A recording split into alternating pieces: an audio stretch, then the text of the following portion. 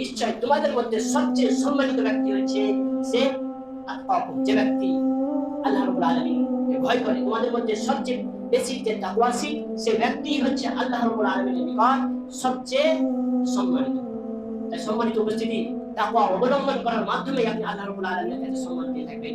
আপনি সম্মানিত হতে গেলে আপনাকে কোনো টাকা পয়সা, আপনাকে কোনো নেতা, আপনাকে কোনো বড় চাকরি পাওয়ার দরকার নেই। আপনাকে সম্মানিত হতে গেলে আপনার মধ্যে তাকওয়া আনতে হবে, তবে আপনি সবচেয়ে সম্মানিত হতে পারবেন।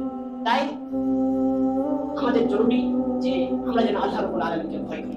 এই রমজান মাস যেমন ভাবে আমরা আল্লাহ রাব্বুল আলামিনকে ভয় করে চলেছি, যেমন ভাবে আল্লাহ রাব্বুল আলামিনের ইবাদত করে চলেছি, যে আল্লাহ আপনারা জানবেন যে আমরা যদি সিয়াম না রাখতাম তাহলে আমরা আমাদের ঠিকানা কোথায় হতো? জাহান্নাম। এই ভয়ে আমরা যেমন সিয়াম পালন করেছি, এমন ভাবে বাকি যে 11টি মাস সেইভাবেই অতিবাহিত করতে হবে। যে আল্লাহ রাব্বুল আলামিন যে আমাদেরকে 5 সালাত আদায় করতে বলেছেন এবং হারাম থেকে বেঁচে থাকতে বলেছেন, হালাল উপার্জন করতে বলেছেন, এই সমস্ত জিনিস মেনে চলতে হবে। এবং যদি আল্লাহ রাব্বুল আলামিন যে সমস্ত জিনিস নিষেধ করেছেন, যে সমস্ত জিনিস থেকে দূরে থাকতে বলেছেন, সেই সমস্ত জিনিস থেকে যদি দূরে না থাকি তাহলে আমার ঠিকানা জাহান্নাম। এই ভয় আপনাকে অবলম্বন করে 11টি মাস অতিবাহিত করতে হবে। তাই এই রমজান মাসে আমরা যেটি শিখেছিলাম প্রথমত সেটি হচ্ছে তাকওয়া, যে তাকওয়া অবলম্বন করা। তাই এই মাসে আমরা যেমন ভাবে আল্লাহ রাব্বুল আলামিনকে ভয় করেছি, আল্লাহ রাব্বুল আলামিনকে ভয় করে মেনে চলেছি, এমন ভাবেই আমরা 11টি মাস অতিবাহিত করব। এবং দ্বিতীয়ত সেটি হচ্ছে কি? ধৈর্য। এই রমজান মাসে আমরা একটি যেটি জিনিস শিখেছিলাম সেটি হচ্ছে ধৈর্য, যেটা অত্যন্ত জরুরি। প্রকৃত মুমিন হতে হলে আপনাকে ধৈর্যশীল হতে হবে, নচেত আপনি প্রকৃত মুমিন হতে পারবেন না। তাই এই রমজান মাসে আমরা এই ধৈর্য জিনিসটা ভালো করে শিখেছিলাম। কেননা আপনি জানবেন যে আপনি আল্লাহ রাব্বুল আলামিনের ভয়ে সারাদিন না খেয়ে পেটের ব্যথা যন্ত্রণাতে আপনি নিজেকে কন্ট্রোল রেখেছিলেন, আপনি নিজেকে ধৈর্যশীল বানিয়েছিলেন। এটাই আপনার একটি গুণ। তাই এই রমজান মাসে আপনি নিজেকে যেভাবে স্ট্রং করে রেখেছিলেন, নিজেকে যেভাবে ধৈর্যশীল বানিয়ে রেখেছিলেন, এমন ভাবেই 11টি মাস আপনাকে সেইভাবে ধৈর্যশীল বানিয়ে চালিয়ে যেতে হবে। কেননা এই রমজান মাসে আমরা এই ধৈর্য জিনিসটা ভালো করে শিখেছিলাম। আর আল্লাহ রাব্বুল আলামিন একাধিক জায়গায় বলছেন, ইয়া আইয়ুহাল্লাযীনা আমানু ইসবিরু ওয়া সাবিরু, যে হে ঈমানদারগণ তোমরা ধৈর্য ধারণ করো, ওয়া সাবিরু, এবং তোমরা একে অপরকে ধৈর্যের উপদেশ দাও। কেননা এই ধৈর্যশীল মানুষরাই হচ্ছে সফল কাম। কেন আমরা যে সূরা আসরের মধ্যে দেখতে যাই যে আল্লাহ রাব্বুল আলামিন সময়ের কসম খেয়ে বলেছিলেন, ইন্নাল ইনসানা লাফি খুসর, যে প্রত্যেক মানুষ ক্ষতিগ্রস্তের মধ্যে রয়েছে, কিন্তু 4 শ্রেণীর ব্যক্তি ব্যতীত তাদের মধ্যে দুই শ্রেণীর ব্যক্তি হচ্ছে যে আল্লাযীনা আমানু, যারা ঈমান নিয়ে আসবে তারা, ওয়া আমিলুস সালিহাত, এবং যারা সৎকর্ম করবে তারা, এবং আর 2 শ্রেণীর ব্যক্তি যারা হচ্ছে ওয়াতাওয়াসাউ বিল হাক্কি, এবং যারা ধৈর্যের উপদেশ দিবে, ওয়াতাওয়াসাউ বিস সবর, এবং যারা ধৈর্যের উপদেশ দিবে।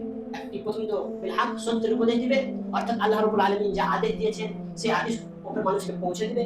আল্লাহ রাব্বুল আলামিন যে সমস্ত জিনিস থেকে দূরে থাকতে বলেছেন সেই সমস্ত জিনিস থেকে তারা ওপর মানুষকে দূরে থাকতে বলবে, একে অপরকে আদেশ দিবে, কেননা এটা আল্লাহ রাব্বুল আলামিনের আদেশ। তাই এবং তৃতীয় যেটি হচ্ছে সেটি হচ্ছে, চতুর্থ নম্বর যেটি সেটা হচ্ছে ওয়াতাওয়াসাউ বিস সবর, এবং যারা ধৈর্যের উপদেশ দিবে। তাই এখান থেকে স্পষ্ট যে আল্লাহ রাব্বুল আলামিন একাধিক জায়গায় বলেছেন ধৈর্য ধারণ করতে এবং ধৈর্যের উপদেশ দিতে। তাই আমরা এই রমজান মাসে যে জিনিসটি শিখেছিলাম সেটি হচ্ছে ধৈর্য। তাই আমাদেরকে এই 11টি মাস সেইভাবেই ধৈর্য ধারণ করে যেতে হবে।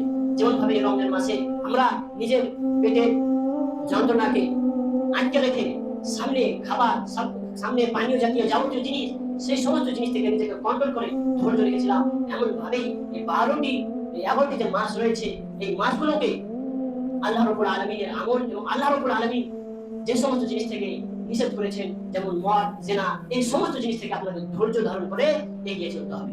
এবং তৃতীয় নম্বর যে জিনিসটা আমরা রমজান মাসে শিখেছিলাম সেটি হচ্ছে আত্মসংযম, অর্থাৎ নিজের খেয়াল খুশি অনুসরণ না করা, অর্থাৎ নিজেকে কন্ট্রোল রাখা।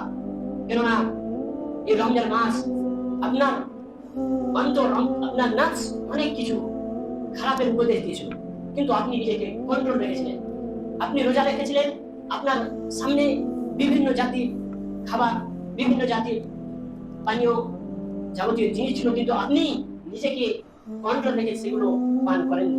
আপনি চাইলে সেগুলো একাই আপনি আহার করতে পারতেন, কিন্তু না, আপনি আপনার কে কন্ট্রোল রেখেছেন এবং আপনি আপনার নাফসের অনুসরণ করেননি। তাই এমন ভাবেই এই রমজান মাসে যেমন ভাবে আপনি নিজেকে কন্ট্রোল রেখেছিলেন, আত্মসংযম রেখেছিলেন, এমন ভাবে 11টি মাস নিজেকে কন্ট্রোল, আত্মসংযমের মাধ্যমে রাখতে হবে। অর্থাৎ আপনার মন চাইবে গুনাহ করতে, আপনার মন চাইবে মদ পান করতে, আপনার মন চাইবে হারাম উপার্জন করতে, কিন্তু না, নিজের নফসকে কন্ট্রোল রাখতে হবে। কারণ আল্লাহ রাব্বুল আলামিন বলেন, ওয়ালা তাত্তাবিউল হাওয়া, তোমরা তোমাদের খেয়াল খুশি অনুসরণ করো না। এবং আল্লাহ রাব্বুল আলামিন আরেকটাই বলেন, ওয়া আম্মা মান খাফা মাকামা রাব্বিহি ওয়া নাহান নাফসা আনিল হাওয়া ফাইন্নাল জান্নাতা হিয়াল মাওয়া।